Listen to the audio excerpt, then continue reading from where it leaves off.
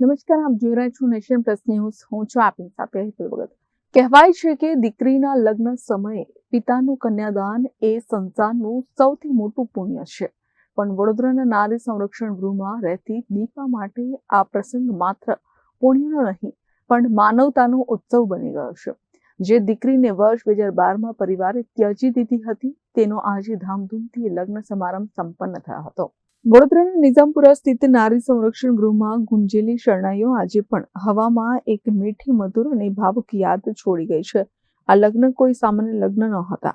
નારી સંરક્ષણ ગૃહમાં વર્ષો સુધી એકલતા અને સંઘર્ષના વમળો જુનારી દીપા આજે અમદાવાદના જતીન પટેલ સાથે લગ્ન ગ્રંથિમાં જોડાઈ હતી. જ્યારે વરપક્ષ અમદાવાદથી જાન લઈને આવ્યો ત્યારે દીપા માટે કલેક્ટર, પોલીસ કમિશનર જેવા મહાનુભાવો સહિત આખું વડોદરા કન્યા પક્ષ બનીને ઉભું રહ્યું હતું. ખાસ વાત એ છે કે ધારાસભ્ય કેયુર રોકડિયાએ આ પ્રસંગે કન્યાદાન કરીને દીપાના પિતાની ખોટ પૂરી કરી હતી અને આગામી સમયમાં પણ દીપાની જરૂરિયાતોને પૂરી કરવાની બાંહેધરી આપી હતી. કન્યાનો પિતા બનવું એ સૌભાગ્યની વાત છે અને એમાં પણ જ્યારે નારી સંરક્ષણ ગૃહની દીકરીના જ્યારે આજે પિતા બનવાની તક મને મળી છે, મારા હાથે એનું કન્યાદાન આજે થવાનું છે, ત્યારે હું પરમ કૃપાળુ ઈશ્વરનો હું આભારી રહીશ કે એને મને નારી સંરક્ષણ ગૃહ અને જે બાળકી કદાચ અહીંયા જ નાનપણથી મોટી થઈ છે એવા દીકરીના પિતા બનવાની તક મળી છે. હું ભગવાનનો ખૂબ ખૂબ આભાર વ્યક્ત કરું છું. પ્રથમવાર જ્યારે મને અહીંયા ખબર પડી કે દીકરીને આટલી જરૂરિયાત છે ત્યારે હું અહીંયા આવ્યો તો મેં એની જોડે વાત કરી. એની જે કોઈ જરૂરિયાત હતી મેં એને કહ્યું હતું કે લગ્નમાં તું મારી દીકરી છે, હવે તારે જે કોઈ જરૂરિયાત હશે એ તમામ પૂરી કરવાની જવાબદારી મારી છે. અને દીકરીના મોં પર જે પ્રસન્નતા હતી એ ખરેખર એ દિવસે મનને સંતોષ થયો હતો. સૌથી મહત્વની વાત કરીએ કેયુરભાઈ કે જ્યારે દીકરી નારી સંરક્ષણ ગૃહમાંથી લગ્ન કરીને જતી હોય છે ત્યારે તેના બી ઘણી આશા અને અપેક્ષા હોય છે.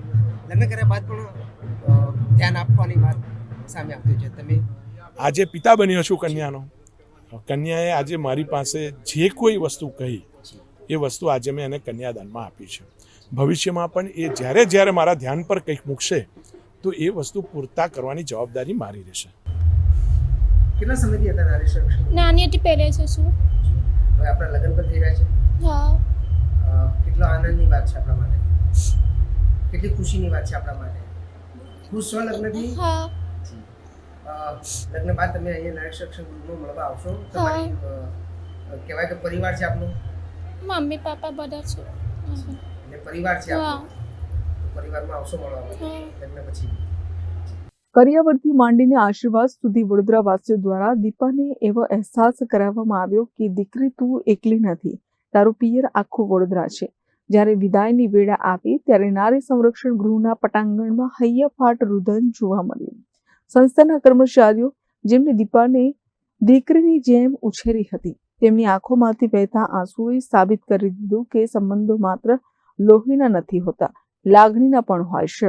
ખૂબ જ સુંદર વાત છે અને અમારા માટે તો સૌભાગ્યની વાત કહેવાય કે અમે આવી દીકરીઓ છે જેને પરિવાર નથી એને અમે મા બાપ બની અને એ લોકોને લગ્ન દ્વારા કુટુંબમાં પુનઃસ્થાપન કરીએ છીએ.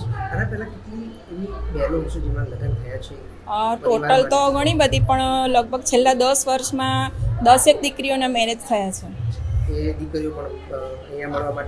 હા, આવે છે. પછી એ લોકોની શ્રીમંત વિધિ હોય, પછી એ લોકોના ત્યાં સારા પ્રસંગ હોય તો પણ અમને આમંત્રણ આપે છે અને અમે લોકો જઈએ પણ છે. એ લોકોના દરેક પ્રસંગમાં અમે હાજરી આપીએ છીએ. દીકરીની વિદાયથી આખું આંસુ આવતા હોય છે. આપ પણ ક્યાંક ને ક્યાંક એવા ભાવ દેખાઈ રહ્યા છો. હા, એ તો હવે કેવું નાનપણથી અમારે ત્યાં મોટી થઈ છે એટલે. હવે દીપાબેન જશે એના પછીનું શું વિધિ હોય છે? એ જશે પછી અમારે કેવું ફોલોઅપ કરવાનું હોય છે દર 3 મહિને કે દીકરી કઈ રીતે રહે છે અને સાસરીવાળાનું પણ અમારે એ કરવાનું હોય છે કે એ લોકો એને સારી રીતે રાખે છે કે નહીં. અને પછી 2 વર્ષ સુધી એનું ફોલોઅપ રહે છે, પછી વાંધો નથી આવતો. દીપાના લગ્ન તો સંપન્ન થયા, પણ તે પોતાની પાછળ એક અતૂટ વિશ્વાસ છોડી ગઈ છે કે સંસ્કારી નગરી વડોદરા ક્યારેય કોઈ દીકરીને એકલી પડવા દેતી નથી. દીપા અને તેના જીવનસાથી જતીનને તેમના નવા જીવન માટે ખૂબ ખૂબ શુભેચ્છાઓ પાઠવી છે. કેમેરામેન નવનીત પરમાણી સાથે Chirag Patel, nation plus news, Vadodara.